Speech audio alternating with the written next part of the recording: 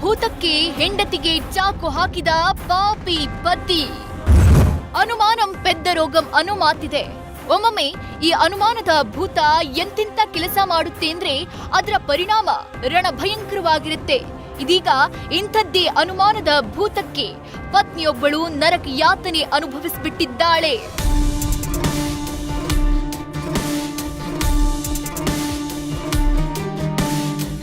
ಈ ಫೋಟೋದಲ್ಲಿ ನೋಡ್ತಿದ್ದೀರಲ್ಲ, ಈ ಆಸಾಮಿ ಹೆಸರು ಜಯಪ್ರಕಾಶ್ ಅಂತ. 2019ರಲ್ಲಿ ದಾವಣಗೆರೆಯ ದಿವ್ಯಾ ಅನ್ನೋ ಹುಡುಗಿಯನ್ನ ಜಯಪ್ರಕಾಶ್ ಮದುವೆಯಾಗಿದ್ದ.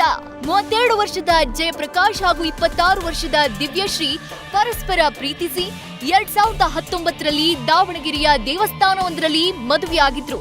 ಆದ್ರೀಗ ಪ್ರೀತಿಸಿ ಮದುವೆಯಾದ ಹೆಂಡತಿಗೆ ಈ ಪಾಪಿ ಚಾಕು ಹಾಕ್ಬಿಟ್ಟಿದ್ದಾನೆ. ಏನಂದ್ರೆ ಗಂಡ ಮತ್ತೆ ಹೆಂಡತಿ ಜಗಳದಲ್ಲಿ ಗಂಡ ಹೆಂಡತಿಯ ತೊಡೆಗೆ ಚಾಕುವಿಂದ ಚುಚ್ತಾರೆ. ಇದು ಕಾರಣ ಏನಂದ್ರೆ ಇಬ್ರು ಕೂಡ ಒಂದು ಕೇಟರಿಂಗ್ ಬಿಸ್ನೆಸ್ ಮಾಡ್ತಾ ಇರ್ತಾರೆ ಮೊದಲು. ಇತ್ತೀಚೆಗೆ ಗಂಡ ಕೇಟರಿಂಗ್ ಬಿಸ್ನೆಸ್ ಅನ್ನ ಬಿಟ್ಟು ಮನೇಲೇ ಇರ್ತಾನೆ, ಮತ್ತೆ ಅವರ ಹೆಂಡತಿನೂ ಕೂಡ ಬೇರೆ ಯಾವುದೋ ಇನ್ನೊಂದು ಕೆಲಸಕ್ಕೆ ಹೋಗ್ತಾ ಇರ್ತಾರೆ. ಸೊ ಇದು ಕಂಪ್ಲೇಂಟ್ ಅಲ್ಲಿ ಕೊಟ್ಟಿರ್ತಕ್ಕಂಥದ್ದು, ಅವ್ರ ಹೆಂಡತಿ ಕಂಪ್ಲೇಂಟ್ ಅಲ್ಲಿ ಕೊಟ್ಟಿರ್ತಕ್ಕಂಥದ್ದು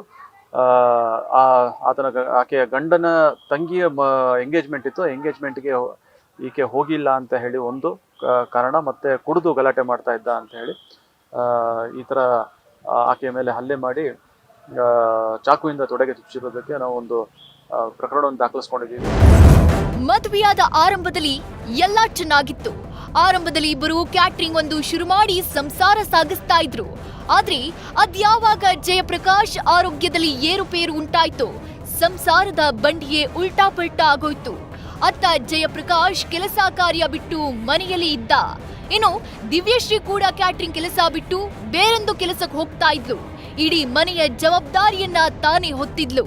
ಜೊತೆಗೆ ಗಂಡನ ಚಿಕಿತ್ಸಾ ವೆಚ್ಚವನ್ನ ನೋಡ್ಕೊಳ್ತಾ ಇದ್ಲು. ಆದ್ರೆ ಈ ವೇಳೆ ಜಯಪ್ರಕಾಶ್ಗೆ ಹೆಂಡತಿ ಮೇಲೆ ಅನುಮಾನ ಮೂಡೋದಕ್ಕೆ ಶುರುವಾಗಿದೆ.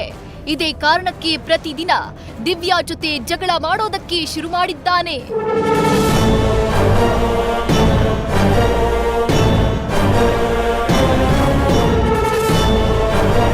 ಹೀಗಿರ್ಬೇಕಾದ್ರೆ ಮೂಡಲಪಾಳ್ಯದಲ್ಲಿ ಮನೆ ಮಾಡ್ಕೊಂಡು ವಾಸವಿದ್ದ ದಂಪತಿ ಮಧ್ಯೆ ಸಣ್ಣ ಪುಟ್ಟ ವಿಚಾರಕ್ಕೆ ಜಗಳ ನಡೀತಾನೆ ಇತ್ತು.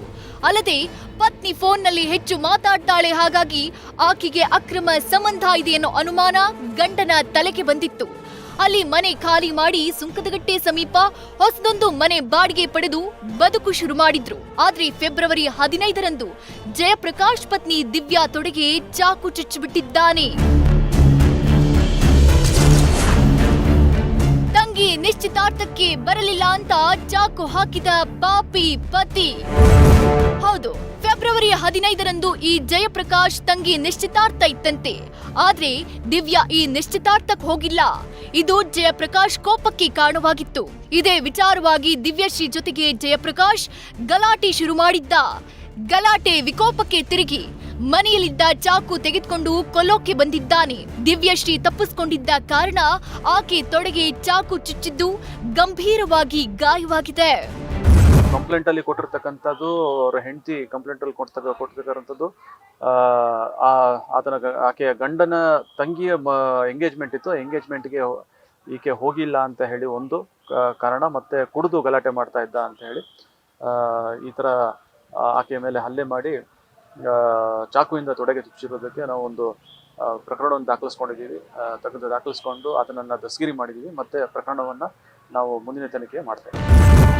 ಗಂಡ ದುಡಿತಿಲ್ಲ ಅಂತ ಗೊತ್ತಿದ್ರು ದಿವ್ಯಾ ಅದೇಗೋ ಕಷ್ಟಪಟ್ಟು ಸಂಸಾರ ಸಾಗಿಸ್ತಾ ಇದ್ಲು.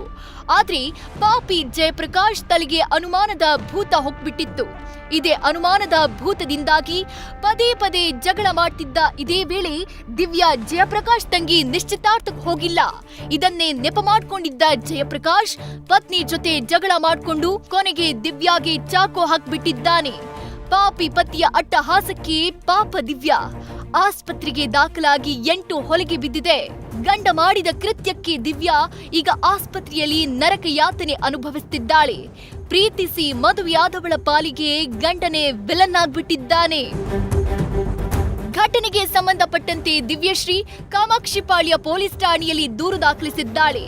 ಎಫ್ಐಆರ್ ದಾಖಲಿಸಿಕೊಂಡಿರೋ ಪೊಲೀಸರು ಜಯಪ್ರಕಾಶ್ನನ್ನ ಅರೆಸ್ಟ್ ಮಾಡಿದ್ದಾರೆ. ಮಾಡಿದ ತಪ್ಪಿಗಾಗಿ ಈಗ ಜಯಪ್ರಕಾಶ್ ಕಂಬಿ ಎಣಿಸುವಂತಾಗಿದೆ. ಏನೇ ಹೇಳಿ, ಪ್ರೀತಿಸಿ ಮದುವೆಯಾದವರು ಛಲದೊಂದಿಗೆ ಬದುಕು ನಡೆಸಿ ಪ್ರೀತಿಗೆ ವಿರೋಧವಾಗಿದ್ದ ಪೋಷಕರಿಗೆ ಉತ್ತರ ನೀಡಬೇಕಿತ್ತು.